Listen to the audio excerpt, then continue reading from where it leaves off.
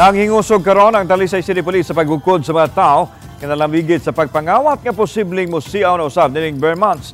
Duha ka lalaking nalambigit sa pagkarnap og motorsiklo ang nasikop.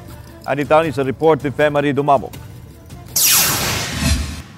Nasigop kining 34 anyos nga taga San Nicolas proper sa Dakbayan sa Sugbo ug 33 anyos nga taga Alaska mambaling sa Cebu City. Nasakmit gikan sa duha ang motorsiklo nga gikarnap sa Barangay Poblasyon Talisay City. Matud pa sa biktima nga samtang nagpark ginungan siya sa duha ka suspetsado og nanion og armas dayon kuha siyang motorsiklo.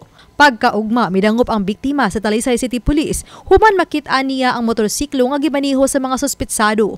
Hinungdan nga gihimo dayon ang hot pursuit operation ug nasikop ang duha.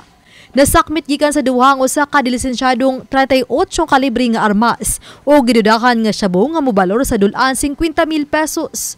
Mato di Police Lieutenant Colonel Epriang Paguyod ang hepe sa Talisay City Police Station nga kining mga kawatan posibleng mugara ning Vermonts nga usa karon sa ilang gitutukan. Maside sila ng may biktima, may opportunity, yun, doon sila umi-strike.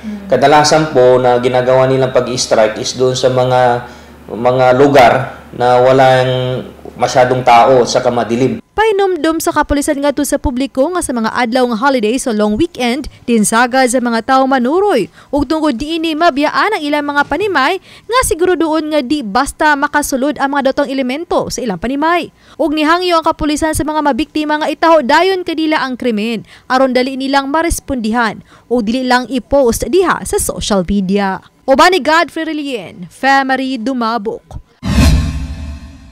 Balitang Bisdak.